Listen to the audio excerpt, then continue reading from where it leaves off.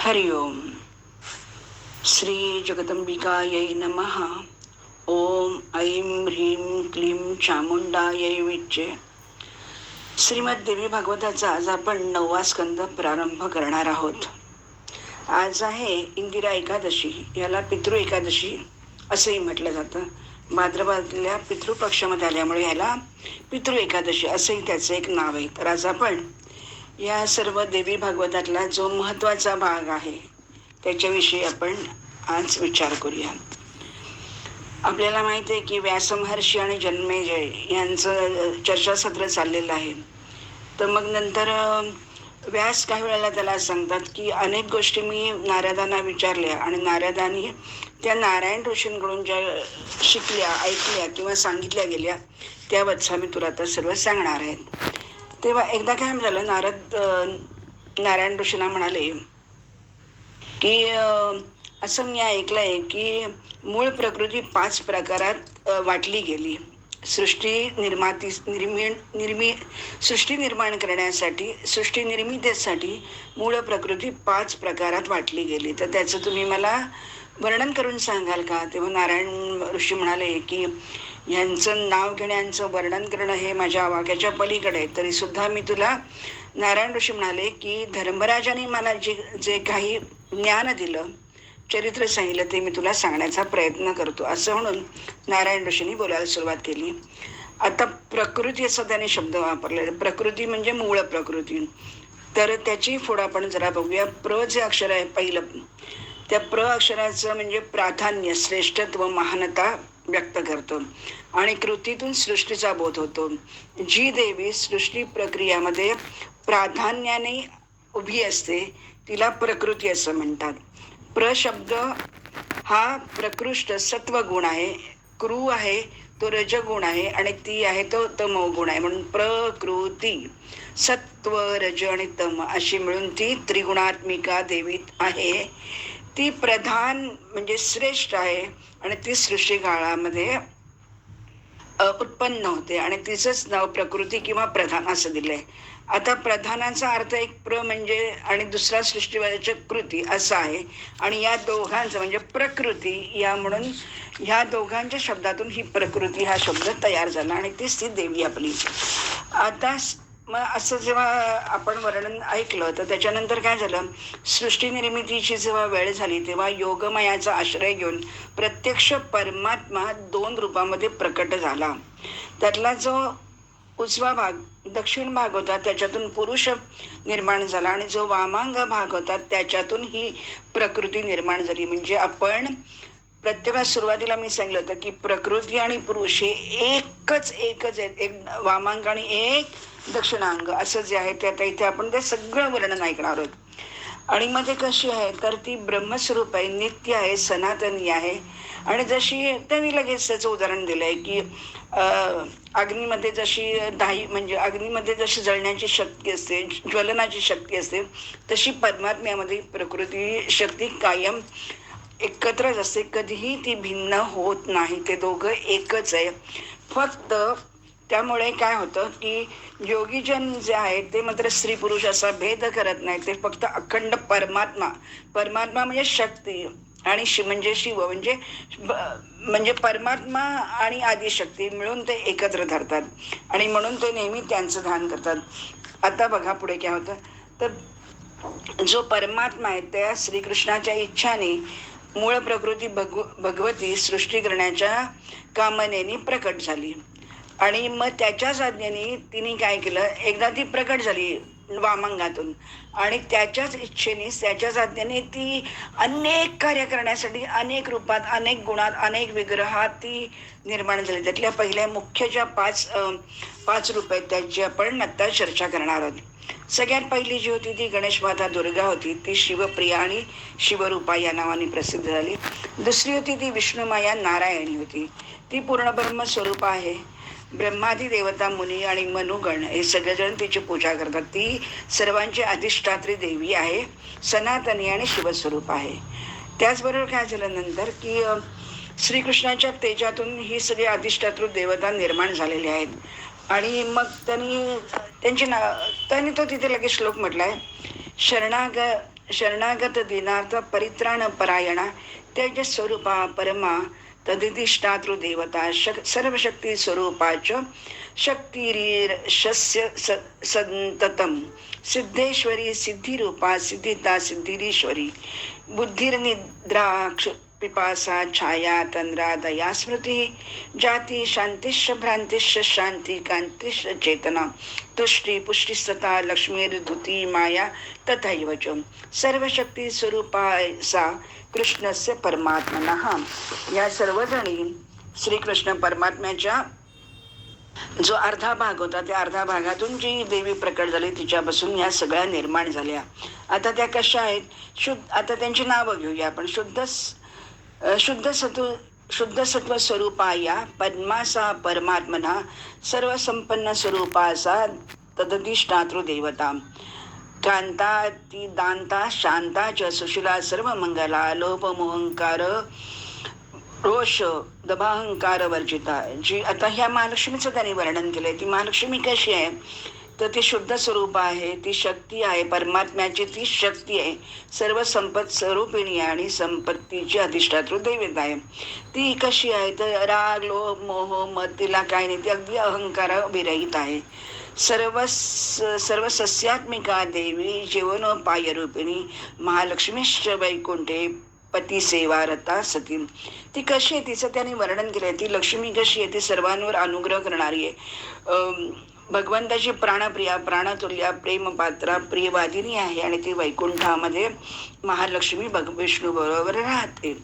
आता तिचं बायफर्केशन केलेलं आहे. स्वर्गामध्ये स्वर्गलक्ष्मी, राज्यामध्ये राजलक्ष्मी, गृहामध्ये गृहलक्ष्मी, अशा प्रकारे ती सर्व ठिकाणी ती नांदत असते. ती सगळीकडे पूज्य धरलेली, सर्व पूज्या सर्व वंद्या चान्या मत्तो निशामय वाग्बुद्धी विद्या ज्ञानदाष्टी ज्ञानाधिष्ठात्रीच परमात्मना. अशा प्रकारे तिचं वर्णन झाल्यावर आता पुढची जी देवी आहे ती सरस्वती आहे. त्याच्याबद्दल आता त्यांनी वर्णन केलंय. सर्व विद्या स्वरूपा या साच देवी सरस्वती सा बुद्धी कविता मेधा प्रतिभा स्मृतिदा नृणाम. आता ही सरस्वती जी तिसरी निर्माण झालेली ती कशी आहे. पहिली दुर्गा झाली, दुसरी महालक्ष्मी झाली, आता ही तिसरी सरस्वती आहे. ती वाणीची देवता आहे, ती प्रत्यक्ष परमात्म्याची वाणी आहे.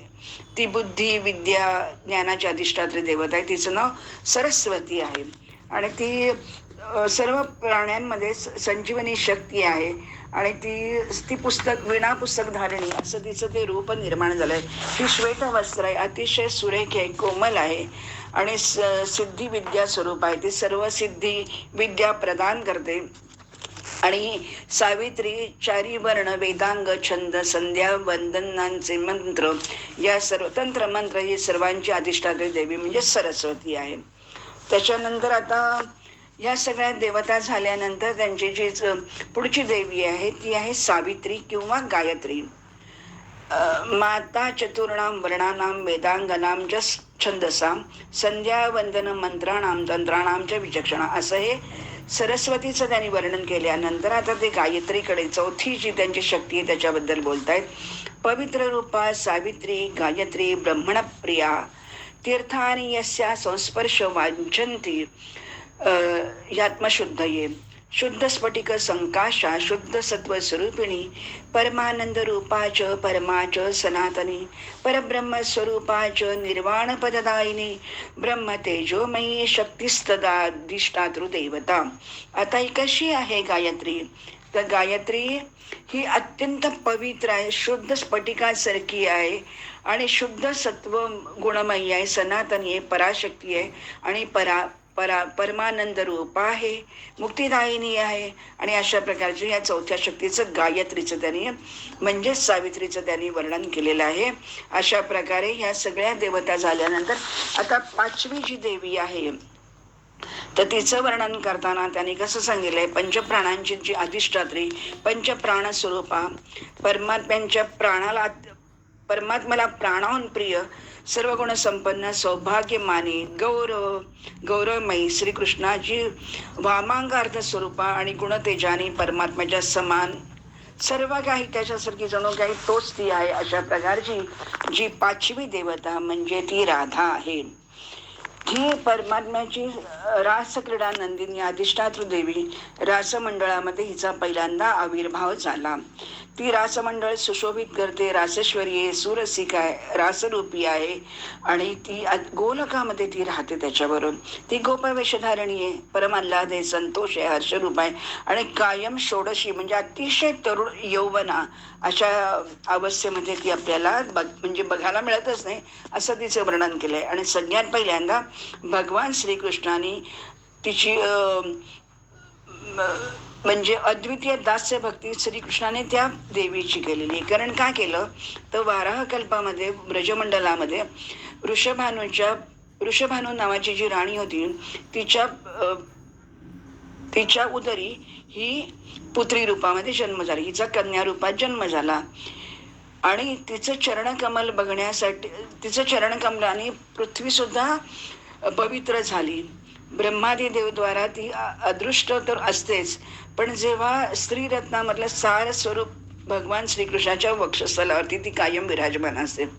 पूर्वकाळामध्ये ब्रह्माजींनी आत्मशुद्धी हेतूनी राधेच्या चरणकमलांच्या नखाचं दर्शन घेण्यासाठी 60,000 वर्ष तपस्या केली, परंतु ती काही नख ज्योतीचं साधं दर्शन सुद्धा त्याला झालं नाही. आणि मग तिने काय केलं नंतर, मग ती पाचवीची देवी आहे, तिचं वर्णन राधा आणि तिचं म्हणजे वर्णन करणंच मुश्किल आहे. भगवतीच्या पूर्णावतार रूपामध्ये जे जे प्रधान अंशस्वरूप 5 विद्यादेवी होत्या त्या मी तुला आता वर्णन करून सांगितलं, असं नारद ऋषीला सांगतायत. आता त्याच्यानंतर पुढे काय झालं, मग आता नंतर या 5 देव्या मुख्य झाल्या आणि त्यांच्या अंशावतारातून गंगा ही प्रथम अंश स्वरूप आहे आणि ती ब्रह्मदेवाचं ब्रह्मद्रव असं म्हणून तिचं म्हणजे अवतरण झालेले आहे. ती गंगा आहे, ती गोलोकातून दिव्य लोकातून निघते, भगवान शंकराच्या जटेमध्ये असते. त्याच्यानंतर ती गंगा ही भारतवर्षामध्ये येते, ती विष्णू वल्लभ आणि पुढची आता देवी त्याने घेतली. म्हणजे आता ह्या 5 झाल्या.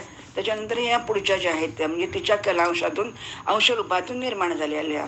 तर ही तुळशी म्हणून जी आहे म्हणजे तुळस आपली, तर ती सुद्धा भगवतीची प्रधान अंश स्वरूप आहे.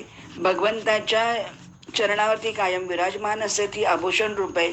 वृक्षामधली जर का पान आहे ती म्हणजे त्याला काय फुलं बिलं नाहीत, परंतु सर्व वृक्षांमध्ये ती महान देवता, पूजित देवता असं तिचं वर्णन केलं जातं.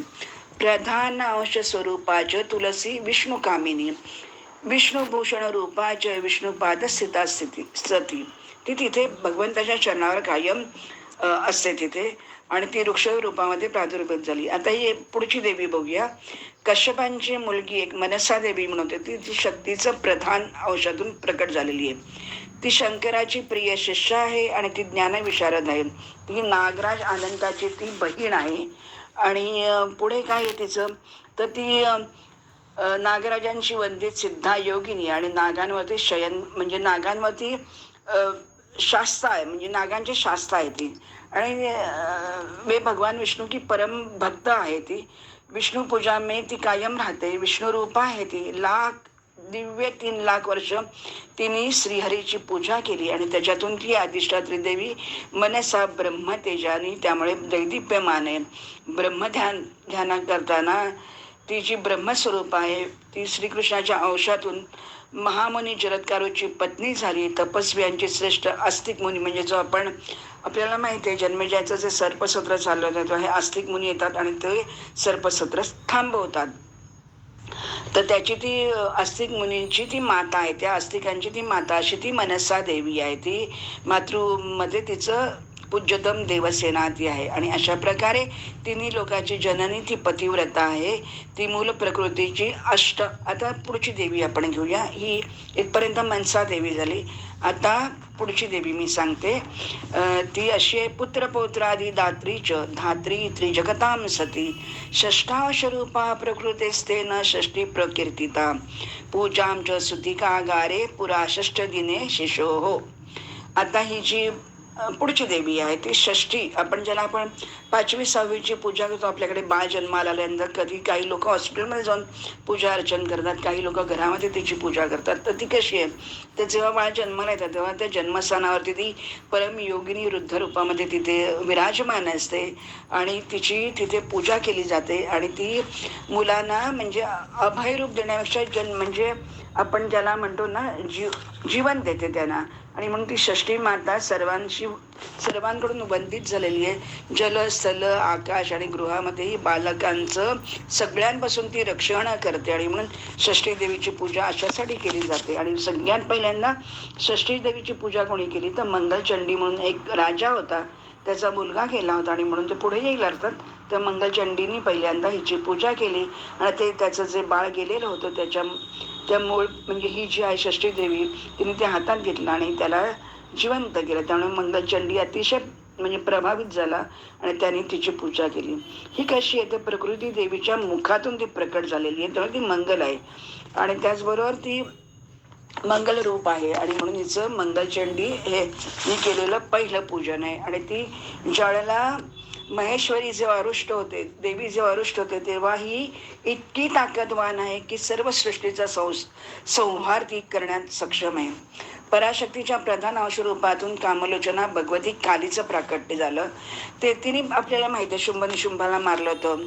युद्ध काळामध्ये जगदंबा दुर्गाच्या ललाटातून ती प्रकट झाली आणि दुर्गाच्या अर्ध्या भागातून उत्पन्न झालेली ती सर्व गुण संपन्न आणि ती संपूर्ण दुर्गेसारखीच दिसते. आणि तसाच तिचा विग्रह आहे. परमयोग रूपिणी जी देवी आहे ती सर्व प्रकारच्या सिद्धी प्रदान करते आणि ती श्रीकृष्णाची अनुगामिनी आहे. तेज पराक्रम आणि गुणांमध्ये श्रीकृष्णाच्या समानच आहे. श्रीकृष्णाच्या चिंतनात लागल्यामुळे ती कृष्णासारखीच झाली, त्यामुळे ती कृष्णवर्णा म्हणून पण तिचं एक नाव घेतलं जातं. आणि ती फक्त तिच्या निश्वास मात्रातून संपूर्ण ब्रह्मांडाचा संहार करण्याची ताकद तिच्यामध्ये. आता भगवती प्रकृतीच्या प्रधान अंशरूपातून अजून एक प्रकट झाली, ती म्हणजे वसुंधरा देवी, म्हणजे आपली पृथ्वी. म्हणजे ज्या वराह रूपामध्ये येऊन भगवंतांनी जी पृथ्वी बाहेर काढली आणि मग ब्रह्मदेवाने सृष्टी त्याच्यावर निर्माण केली, तर ती वसुंधरा देवी.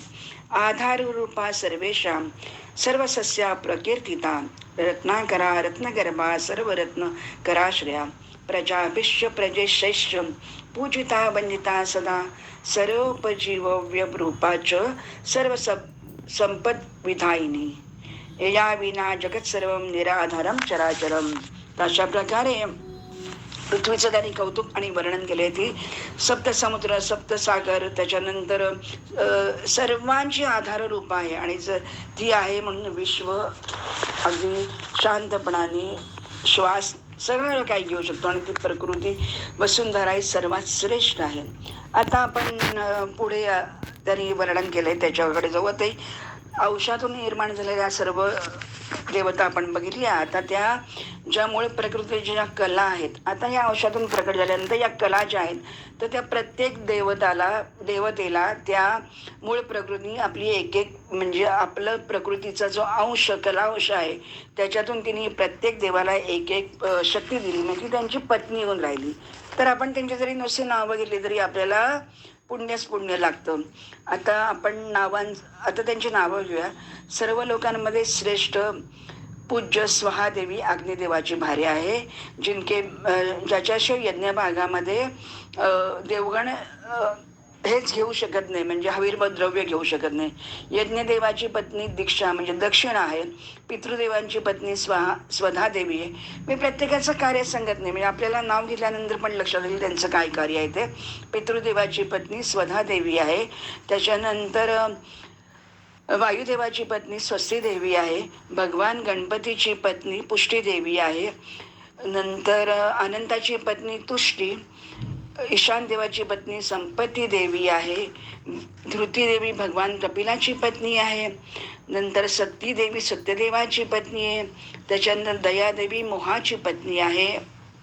आणि प्रतिष्ठा देवी जी आहे ती पुण्यदेवाची पत्नी आहे. तर कीर्तिदेवी सुकर्म देवाची पत्नी आहे. उद्योग देवाची पत्नी क्रिया देवी आहे. आणि नंतर अधर्माची, आता आपण इथे पुढे जातो सुंदर ऐकत अधर्माची पत्नी मिथ्यादेवी आणि धूर्त लोक तिचे पूजन करतात. आता तिचं वर्णन लगेच त्यांनी सांगितलेलं आहे. सत्ययुगामध्ये मिथ्यादेवी ती तिरोहित असते, ती अव्यक्त रूपामध्ये असते. त्रेतायुगामध्ये सूक्ष्म रूपामध्ये दिसते. द्वापार युगामध्ये ती अर्ध शरीराने दिसते, म्हणजे थोडी आहे थोडी नाही अशी. पण कलियुगामध्ये मात्र ती प्रचंड रूपात विशाल अशी ती प्रकट झालेली, म्हणजे आपलं हे जे कलियुग आता चालू आहे. तर अशा प्रकारे या मिथ्यादेवीचं वर्णन केलेलं आहे. अधर्माची ती पत्नी आहे, कारण अधर्म भोकाळल्यामुळे 3 पाय धर्माचे निघून गेलेले आहेत. आपण ऐकलेलं आहे, वाचतोय, समजतोय. आणि सुशिलाची शांती आणि लज्जा नावाच्या 2 पत्नी आहेत. ज्ञानाच्या 3 पत्नी आहेत, बुद्धी, मेधा आणि धृती. धर्माची पत्नी मूर्ती आहे. अशा प्रकारे परमात्मा, विश्वस, अशा प्रकारे या सर्व देवता आणि त्यांच्या देव्या यांची शक्ती आहे. परमात्मा आणि त्यांचे देव आणि पराशक्ती आणि त्यांचे अंश कलांश, अशा सगळ्यांचं मिलन म्हणजे त्यांचं कार्यासाठी पती आणि पत्नी झालेले आहेत. रुद्राची पत्नी कालाग्नी आहे आणि ती सिद्ध योगिनी निद्रा रूप आहे आणि त्यांच्याचमुळे आपल्याला झोप येते, शांती मिळते, सगळं कळतं. आणि काळ जो आहे, जो समय सगळ्यात बलिष्ठ, बलवान आणि श्रेष्ठ जो काळ आहे, त्याच्या 3 पत्नी आहेत, संध्या, रात्री आणि दिवा. ज्याच्याशिवाय विधाता पण काळाची गणना करू शकत नाही. लोभाच्या पत्नी क्षुधा आणि पिपासा आहेत. त्याचबरोबर तेजाच्या 2 पत्न्या प्रभा आणि दाहिका आहेत. कालाच्या 2 पुत्री आहेत, जरा आणि मृत्यू. त्याच्यानंतर निद्राची 1 पुत्री आहे, तंद्रा, आणि दुसरी आहे प्रीती. ब्रह्माच्या द्वारा निर्मिती सर्व जग निर्माण होतं. वैराग्याच्या 2 पत्नी श्रद्धा आणि भक्ती आहेत, त्या सर्वत्र पूजित असतात. त्याच्यानंतर देवतांची माता जी आदिती आहे आणि गायींची उत्पत्ती तिच्या सुरभीपासून झालेली आहे. दैत्य म्हणजे दानवांची माता दिती, कद्रू, विनता आणि धनु. सृष्टी निर्माण कार्यामध्ये यांचा उपयोग होतो. प्रकृती देवीच्या आणखीन अनेक अनेक अनेक कला आहेत. चंद्रमाची पत्नी रोहिणी, सूर्याची पत्नी संज्ञा, मनुची पत्नी शतरूपा, इंद्राची पत्नी शची, बृहस्पतीची पत्नी तारा, वसिष्ठाची अरुंधती, गौतम ऋषींची अहल्या, अत्रीची अनसुया, कर्दमांची देवहूती, दक्षाची मार्या. आणि ह्या असं पुढे करत करत भरपूर, म्हणजे आता सर्व जागोजागीच्या, त्याच्यानंतर क्षेत्रांच्या, तीर्थांच्या, ज्या आणि प्लस ग्रामदेवता, अशा प्रकारे ही प्रकृती देवीपासून या एवढ्या सगळ्या निर्माण झालेल्या आहेत. अशा प्रकारे हे संबंध वर्णन त्याच्यामध्ये त्यांनी केलेलं आहे की कशा प्रकारे निर्मिती होत गेली. आता पुढे त्यांनी दक्षकन्या सतीच्या रूपामध्ये दैत्य दानवांचा संहार करण्यासाठी ती पहिल्यांदा आली. आणि मग संहार झाल्यानंतर ती जेव्हा त्यांच्याकडून निंदित झाली, तेव्हा ती पतीची निंदा केली गेली दक्षाच्या यज्ञामध्ये. तेव्हा तिने पहिल्यांदा म्हणजे हिमालयामध्ये ती प्रकट झाली आणि त्याच्यानंतर पशुपती भगवानच्या शंकरांकडे ती पतिरूपात परत त्यांना तिने वरलं. अशा प्रकारे तिच्याच अंशापासून म्हणजे दुर्गेच्या अंशापासून पुढे श्रीकृष्ण रूप गणेश आणि विष्णूच्या कलापासून स्कंद म्हणजे कार्तिकी असे 2 पुत्र तिने निर्माण केलेले आहेत. तीच ती दुर्गा जी आहे तीच परत कशी झाली. सर्वप्रथम राजा सुरथेने दुर्गा देवीचं पूजन केलं. त्याच्यानंतर रावणाच्या वधासाठी रामचंद्राने तिचं पूजन केलं आणि दुर्गा अशा प्रकारे 3 लोकांमध्ये ती प्रसिद्ध झाली, पवित्र झाली, पावन झाली. कार्तिकी पौर्णिमेच्या दिवशी गोलोकामध्ये रासमंडळात सर्वप्रथम परमात्मा श्रीकृष्णाने गोपगोपी आणि बालक बालिकांच्या समवेत सुरभी गायींच्या साथीने राधाराणीचं पूजन केलं आणि ती परमात्म्याच्या आज्ञाने ती त्याच्या वक्षस्थळावरती विराजमान झाली. आता आपण पुढे जातोय आणि पुढचं जे आहे श्रीकृष्ण आणि राधा म्हणजे संपूर्ण ज्याला आपण म्हणतो की नाही की सर्व काही तेच आणि तेच, त्यांच्याशिवाय काही शक्य नाही आहे. आता शक्ती या शब्दांचा पहिल्यांदा आपण अर्थ लक्षात घेऊ. शक्ती म्हटलं काय आहे तर श म्हणजे ऐश्वर आणि ती म्हणजे पराक्रम. तर शक्ती म्हणजे काय तर ऐश्वर्य आणि पराक्रमाने युक्त ती देवी, ती शक्ती म्हणजे देवीची ती शक्ती स्वरूप आहे. ती ज्ञान, समृद्धी, संपत्ती. आता पुढे जाऊ आपण. ज्ञान, समृद्धी, संपत्ती, यश आणि बल या सर्वांनी युक्त असलेल्याला आपण एकच शब्द वापरतो, तो म्हणजे भग. आणि ह्या सगळ्या शक्ती भगवतीच्या आहेत. म्हणजे भग म्हणजे शक्ती आहे आणि म्हणून तिचं त्यांना भगरूपा म्हणतात.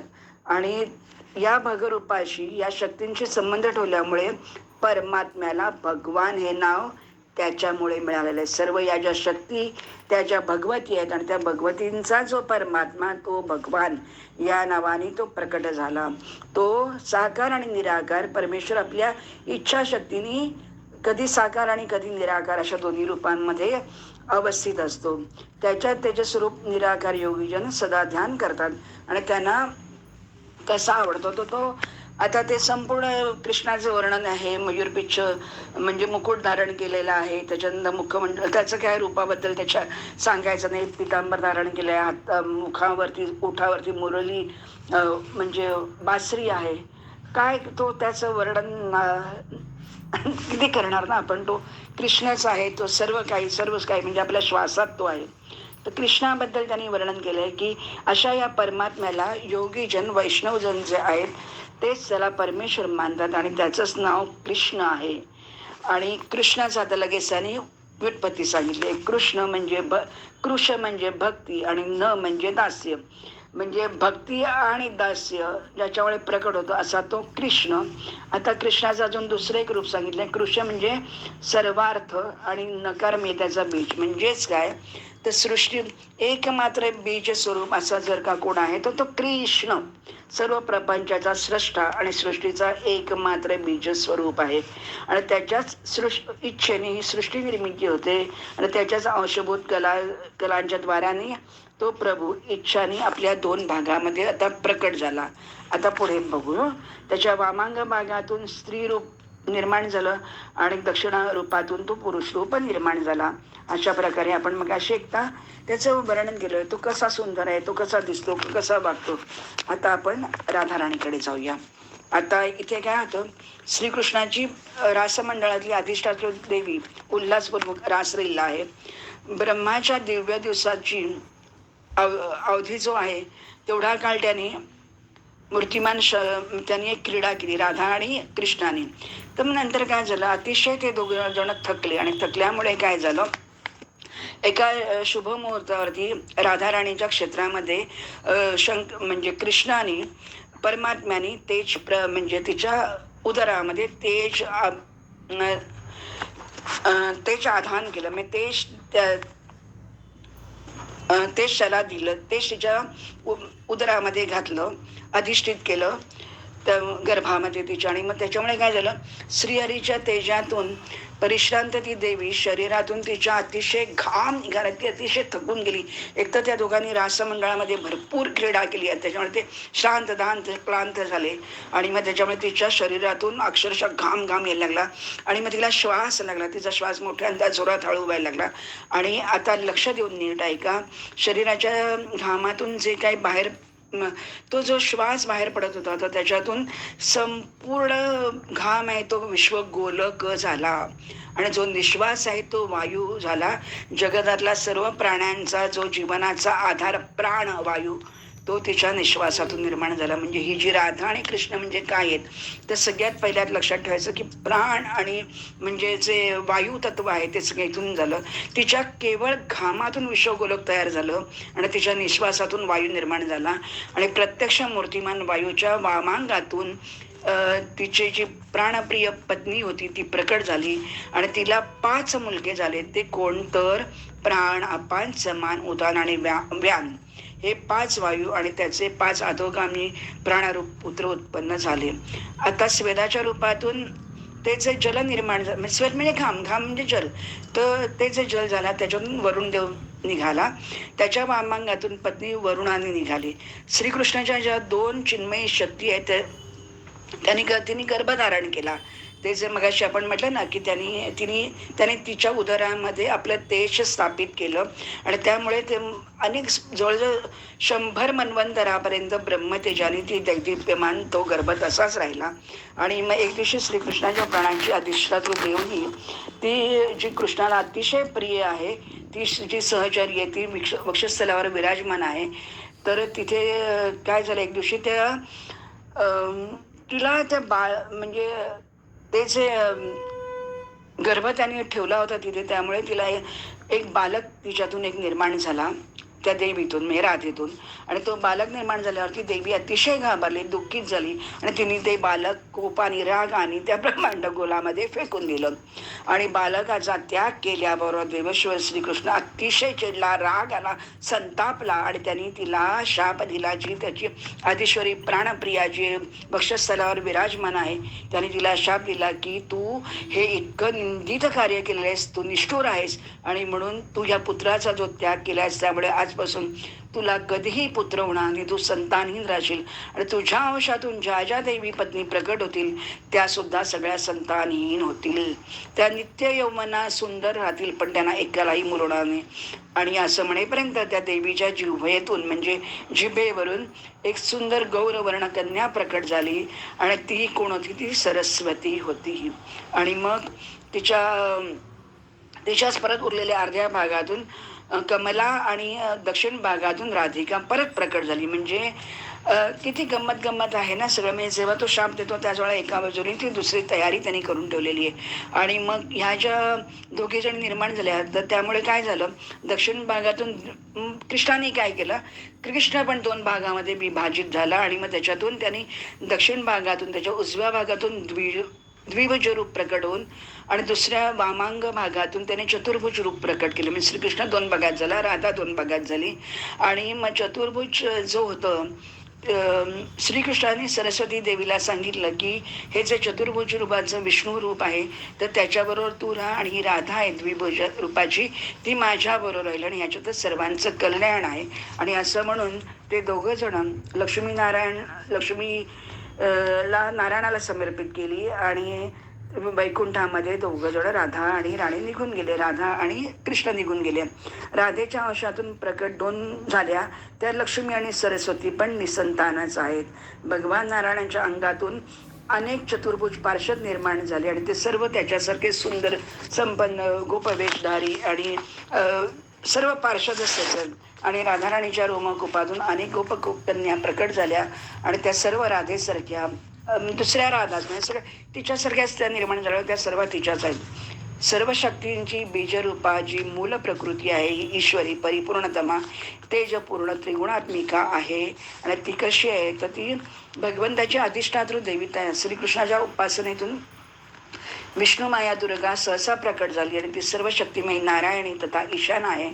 ती परमात्म्याच्या श्रीकृष्णाच्या बुद्धीची अधिष्ठात्री देवता आहे. मग प्रत्येक देवता काय आहे ते त्यांनी इथे वर्णन केलं आहे. मग असे सांगितलं स्वर्गलक्ष्मी, गृहलक्ष्मी, आपल्या प्रत्येकाच्या घराघरातली लक्ष्मी, तर अशा प्रकारे त्यांची विभागणी झालेली आहे. आणि मग पुढे परत आणखीन त्यांच्या अनेक त्यांचे भाग झाले. त्याच्यामध्ये परत श्रीकृष्णाने परत 2 भागात विभागित झाले. त्याच्यात अर्धांग भागातून महादेव निर्माण झाला आणि दुसऱ्या दक्षिण भागातून गोपी वल्लभ श्रीकृष्ण निर्माण झाला. महादेव कसा होता तर शतकोटी सूर्याचं तेज त्याच्यामध्ये होतं. त्याने जटाजूट धारण केलेलं होतं, शरीर भस्मांकित होतं आणि मस्तकावरती चंद्रमा धारण केलेला होता, गळ्यामध्ये सर्प होता. आणि अशा प्रकारे त्यांनी महादेव प्रकट झालेला आहे. आणि ब्रह्मा एक त्यांनी अशी वर्णन करून सांगितलेलं आहे. आता तो जो बालक पाण्यामध्ये पडलेलं होतं असं मगाशी आपण त्याचं वर्णन ऐकलं होतं, तर त्याचं आता आपण पुढे त्याचं काय झालं ते आपण बघूया. तर जसा तो महाविराट ते जे बाळ होतं तर ते रडू लागलं, त्याला भूक लागली आणि म्हणून तो इकडे तिकडे सगळे शोध घेऊ लागला. पण जेव्हा आता पहिले त्याचं वर्णन त्यांनी कसं केलेलं आहे की तो रडायला लागल्यानंतर त्याचं लक्ष आपोआपच वरती गेलं, त्यामुळे तिथे श्रीकृष्णाच्या तेजातून हा 16वा अंश निर्माण झालेला आहे. आता हे जे बाळ निर्माण झालं ते देव महाविराट नामाने प्रसिद्ध झालं आणि परमात्मा श्रीकृष्णाच्या तेजाच्या 16व्या अंशातून प्रकृती स्वरूपा राधातून उत्पन्न झाल्यामुळे तो सर्व लोकांचा आधार किंवा तो महाविष्णू म्हणून ओळखला गेला. आणि ह्या प्रत्येक कुपामध्ये अखिल ब्रह्मांड स्थित असतात आणि त्याची संख्या श्रीकृष्ण स्वतः सुद्धा मोजू शकत नाहीत. आणि ते जो महाविष्णू निर्माण झाला त्याच्या प्रत्येक रोमकुपामध्ये प्रत्येक ब्रह्मांडामध्ये ब्रह्मा विष्णू शिव हे निर्माण होतात आणि ब्रह्मा विष्णू त्याच्याबरोबर पुढे सर्व वैकुंठ पाताळ म्हणजे पाताळापासून ब्रह्मलोकापर्यंत म्हणजे सात स्वरचे लोक आणि सात खालचे लोक, त्याच्याचबरोबर पृथ्वी, सात द्वीप, सात महासागर, अशा प्रकारे सगळं परत निर्मिती होत राहते. त्याच्यातून भूलोक, भूवरलोक, स्वरलोक, जनलोक, तपलोक, सत्यलोक अशा प्रकारचे निर्माण होतात आणि मग खाली अतल बितल सुतल असे हे सगळे 7 लोक तयार होतात. आणि मग नंतर काय होतं, तो जेव्हा ते बाळ जेव्हा रडायला लागलं तर तेव्हा त्यांनी कृष्णाने त्याला सावध केलं, त्याला चुचकारलं आणि त्याला सांगितलं की मी तुला वर देतो असा की तू कायम भूक आणि प्यास म्हणजे भूक आणि तहान तुला काही लागणार नाही आणि अनेक प्रलयपर्यंत तू ब्रह्मांडाचा आश्रय म्हणून राहशील. आणि कसं होईल तर त्याला त्यांनी एक षडाक्षर मंत्र दिला. 3 वेळा त्याच्या कानामध्ये एक मंत्र त्यांनी सांगितला, ओम कृष्णाय स्वाहा, ओम कृष्णाय स्वाहा, ओम कृष्णाय स्वाहा. आणि अशा प्रकारे त्याला मंत्र दिला आणि मंत्र देऊन त्याची आहाराची तरी म्हणजे भुकेची व्यवस्था केली. तर त्याने सांगितलं की काय त्याने केलं तर प्रत्येक लोकांमध्ये वैष्णव भक्त म्हणजे वैष्णवजन जो नैवेद्य तुला समर्पित केला जातो त्यातला 16वा भाग जो आहे तो भगवान विष्णूंचा आहे आणि 15चे भाग हे त्या विराट पुरुषाचे आहेत. पण श्रीकृष्णाला काही त्या नैवेद्याची गरज नाही आणि म्हणून तो ते सगळा नैवेद्य आहे तो लक्ष्मीनाथ विराट पुरुष ग्रहण करतो. आणि बालकाला असा श्रेष्ठ मंत्र देऊन प्रभूंनी त्याला सांगितलं, तुला आणखीन काही वर हवं आहे का तर तू मागून घे. तर तेव्हा ते बालक म्हणजे ते जे बाळ होतं तर ते म्हणालं की तुझ्या चरणकमलामध्ये माझी अविचल भक्ती आयुर्पर्यंत निरंतर राहू दे. म्हणजे मी आत्ता जन्म दे म्हणजे आत्ता राहू दे नंतर अनेक काळ मन्वंतर मी जगलो तरी अखंड तुझी सेवा मला तुझी आठवण करायला मला शक्ती दे, बुद्धी दे आणि युक्ती दे. आणि तेव्हा तो सांगतो शरीरामध्ये जोपर्यंत आत्मा आहे प्राणी शक्ती संपन्न आहे अशा आत्म्यामध्ये जाण्यानंतर सर्व शक्ती स्वतंत्र होतील. पण जो आत्मरूप आहे स्वेच्छामय सर्वांचा आदी सनातन तो ब्रह्मज्योती स्वरूप तू तसाच राहिला पाहिजे. तेव्हा श्रीकृष्ण म्हणाला की तू जसा आहेस तसाच राहशील. असंख्य ब्रह्मांड तयार होतील. आपल्याला माहिती आहे ब्रह्मदेवाचं आयुष्य किती मोठं आहे. ते असे अनेक ब्रह्म नष्ट झाले तरी सुद्धा तू काय करशील तर प्रत्येक ब्रह्मांडामध्ये तूच तुझ्याच अंशाने शुद्र व विराट रूपामध्ये स्थित होशील. आता आपण बघतो ना नेहमी विष्णूच्या नाभी कमलातून ब्रह्मदेव निर्माण झाला. तर हा कोण आहे विष्णू ते आता तुम्ही लक्ष द्या. प्रत्येक ब्रह्मांडामध्ये तुझ्याच अंशापासून म्हणजे कृष्ण त्या छोट्या बालकाला सांगतोय तुझ्या अंशात म्हणजे त्या अंशातून शुद्र विराट रूपात तू राहशील आणि तुझ्या प्रत्येक नाभी कमलामध्ये उत्पन्न होऊन ब्रह्मदेव विश्वाचं सृजन करेल. आणि सृष्टीच्या संहार कार्यासाठी ब्रह्मदेव ब्रह्माच्या ललाटामधून शिवांशातून 11 रुद्र प्रकट होतील. त्यातल्या एक आहे कालाग्नी नामक रुद्र, तो सृष्टीचा संहार करेल. त्याच्यानंतर विश्वाचं पालन करण्यासाठी करणारा भोक्ता जो आहे तो विष्णू रुद्रांशातून प्रकट होईल. आणि माझ्या वराने सदैव तू माझ्या भक्तीत युक्त होशील. आणि अशा प्रकारे तो जगतपिता कायम माझं तू ध्यान करत राहा आणि तुझी जी जगन्माता म्हणजे जी लक्ष्मी आहे ती माझ्या वक्षस्थळावर असते त्यामुळे तू तिला केव्हाही बघू शकतोस. आणि अशा प्रकारे श्रीकृष्ण त्याला सर्व म्हणजे आपल्याला पहिल्यांदा आता इथे कळलं की श्रीकृष्ण कोण आहे, विराट स्वरूप कोण आहे, शुद्र विराट कोण आहे, ते बालक कोण आहे आणि विष्णूच्या नाभी कमलातून ब्रह्मदेव प्रकट होतो म्हणजे हा विष्णू कोण आहे, हे सगळं वर्णन तुम्हाला फक्त देवी भागवतामध्ये ऐकायला मिळेल. त्याच्यानंतर भगवान म्हणाला मग सृष्टीची रचना करणारा महाविराट जो आहे तर त्याच्याकडे तो शुद्र विराट महाविराटाच्या एकेका कुपामध्ये शुद्र विराट नाभी कमलातून प्रकट होतो. आणि त्याच्यामुळे काय होतं त्याच्या ललाटातून महादेव प्रकट होतो, त्याच्या ललाटातून पहिल्यांदा ब्रह्मदेव प्रकट होतो, त्याच्यानंतर ललाटातून रुद्र प्रकट होतो आणि त्याच्यातून महाविष्णू प्रकट होतो आणि महाविष्णू हे सगळं काम करतो. अशा प्रकारे त्याने संपूर्ण रचना म्हणजे काय आहे ते इथे सुरेख अतिशय वर्णन त्याने केलंय. त्याच्यानंतर मग त्याप्रमाणे ठरल्याप्रमाणे तो कृष्ण त्या ब्रह्मदेवाला सांगतो की तुझा आणि त्या शुद्र विराट पुरुषाच्या रूपामध्ये प्रकट होशील. आणि तो बघतो आणि तेव्हा त्याला आता पहिल्यांदा दिसतं ब्रह्मदेवाला की त्याच्या नाभी कमलातून ब्रह्मा जो प्रकट झालेला आहे तो ब्रह्मा कमलदंड्यात तो जो कमलदंड असतो त्याच्यामध्ये 1,00,000 वर्ष तो त्याची तपश्चर्या करतो, पण तरी सुद्धा तो काही त्याला मिळत नाही, दिसत नाही, समजत नाही. आणि मग नंतर तो प्रत्यक्ष श्रीकृष्णाच्या चरणाचं ध्यान करतो आणि तेव्हा त्याच्यात आता लक्षात घ्या, त्या ध्यानातून त्या ध्यानातून आपण जेव्हा आणि प असे जे अक्षर ऐकले ते भागवतामध्ये ते वर्णन केलेलं आहे. आणि हे जेव्हा तो संपूर्ण 1,00,000 वर्ष तपश्चर्या करतो तेव्हा त्या ब्रह्मांडगोलाच्या जलशय्येवरती शयन केलेला शूद्र विराट पुरुष त्याला दिसतो आणि रोमकुपामध्ये ब्रह्मांड दिसतं. त्या महाविराट पुरुषाला परमप्रभू श्रीकृष्णाला आणि गोपगोपीं समन्वित म्हणजे त्यांच्या सकट गोलोक त्याला दिसतो. तेव्हा तो मग नंतर श्रीकृष्णाची स्तुती करतो आणि त्याच्याकडून सृष्टी कार्याचं वर मागून घेतो. आणि अशा प्रकारे संबंध वर्णन केल्यानंतर शिवाच्या 11 रुद्रकला प्रादुर्भूत झाल्या आणि त्याच्यानंतर शूद्र विराटाच्या वाम भागातून लोकांची रक्षा करणारा चतुर्भुज भगवान विष्णू तेव्हा प्रकट होतो आणि तो श्वेतद्वीपामध्ये निवास करतो. शूद्र विराटाच्या नाभिकमलातून ब्रह्माजींनी सारे सृष्टी केली.